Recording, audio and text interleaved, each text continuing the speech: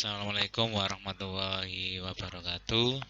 Ketemu lagi dalam pembelajaran prakarya dan kewirausahaan kelas 10. Kemarin kalian sudah mendapatkan materi tentang eh, macam-macam atau jenis-jenis kerajinan limbah berbentuk bangun ruang.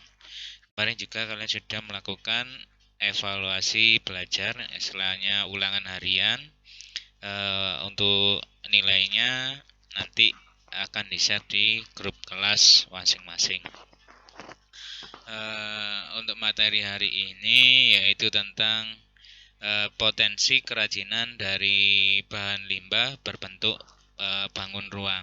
Jadi tiap daerah itu pasti memiliki macam-macam limbah ya. Misalkan di daerah Pandaan sini, di daerah Pandaan sini termasuk wilayahnya perkotaan apa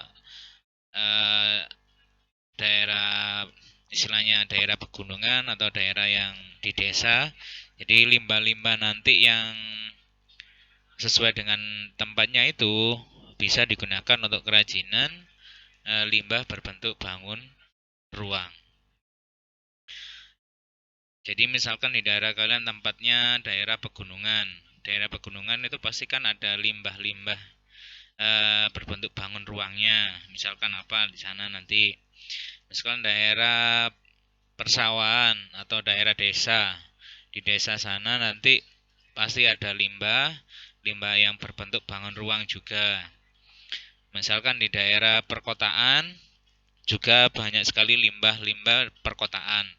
Limbah-limbah perkotaan itu yang termasuk limbah bangun ruang itu bisa juga dijadikan sebuah kerajinan. Jadi yang pertama, misalkan daerah kalian atau wilayah kalian di dekat pesisir pantai atau laut, ya itu limbahnya berbentuk bangun ruang, misalkan cangkang kerang laut, tulang ikan, tempurung kelapa, sabut kelapa, dan lain-lain. Yang istilahnya limbah itu memiliki ruang, ya. Nah, contohnya cangkang kerang ini pasti memiliki ruangan, ya, maka bisa termasuk limbah berbentuk bangun ruang.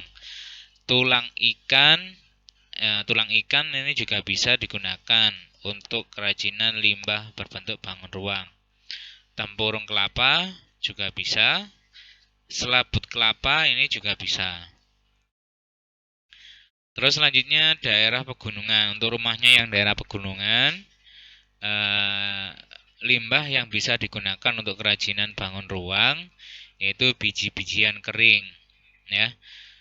Kalau daerahnya dekat pohon pinus, ya itu pohon pinus kan ada buahnya atau bunganya, itu bisa dijadikan kerajinan berbentuk bangun ruang. Buah-buahan kering, kulit durian. Nah, kulit durian juga bisa. Jadi yang rumahnya banyak sekali istilahnya pohon durian dan kulit duriannya ini tidak terpakai, bisa dijadikan sebuah kerajinan. Daerah pertanian limbahnya yaitu biji-bijian kering. Mungkin bisa berupa dari beras atau dari beras yang tidak istilahnya yang sudah dibuang sama petaninya bisa diambil nanti. Terus bunga-bunga kering, ya bunga-bunga kering yang ada di dekat pertanian itu pasti banyak, ya. Nah, tapi bunganya harus dikeringkan, bukan kita ambil bunganya baru dikeringkan. Kulit pohon kering dan lain sebagainya. Terus daerah perkotaan, limbah bangun ruang daerah perkotaan ini banyak sekali ya. Contohnya yang pertama kulit kacang. Nah, ini kulit kacang bisa dijadikan sebuah kerajinan nanti dari kulit kacang. Kulit telur, ya. Kemasan plastik, botol kaca, kemasan kaleng dan lain sebagainya. Nah, itu limbah di daerah perkotaan. Mungkin bisa kertas, ya.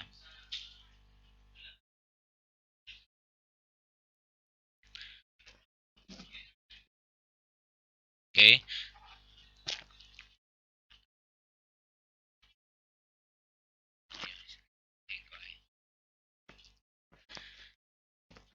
Jadi itu contoh-contoh limbah berbentuk bangun ruang dari tiap-tiap wilayah atau tiap daerah. Jadi tiap wilayah atau daerah itu limbahnya pasti tidak sama. Jadi yang rumahnya daerah kota atau semi kota seperti di Pandaan di sini, ya banyak sekali dijumpai ya limbah-limbah yang seperti tadi yang sudah dijelaskan. Kalau limbah rumahnya yang daerah pedesaan, ya atau dekat sungai, ya kayak di Mojo itu ya, itu kan dekat sungai, banyak sumpil-sumpil itu bisa dijadikan sebuah kerajinan.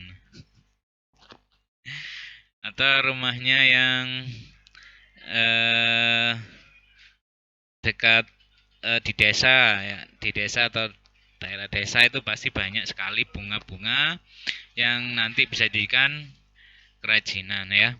Bunga-bunga dikeringkan terus dibentuk menjadi kerajinan yang bagus itu bisa ya. Nah, itu saja materi hari ini. Jadi materi hari ini tentang jenis-jenis berdasar penyisir limbah berdasarkan wilayah atau berdasarkan daerahnya masing-masing. Nah, ini ada tugas kalian nanti mengidentifikasi aneka produk kerajinan dari bahan limbah berbentuk bangun ruang, mulai dari bahan dasarnya, aneka produknya, produk yang sudah jadi. Nanti bisa kalian browsing-browsing saja. Terus manfaatnya, apakah sebagai benda hias, apakah sebagai benda pakai, ya.